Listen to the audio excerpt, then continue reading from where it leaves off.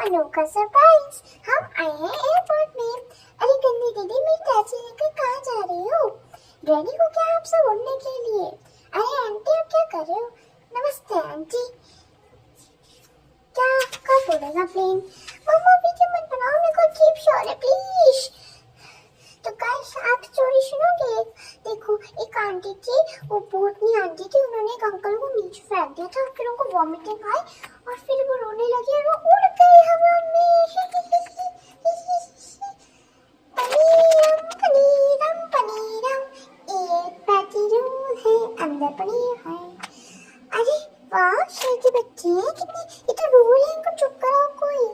दीदी सो जा सो। आगे की जर्नी देखने के लिए अगला वाला व्लॉग जरूर देखिए।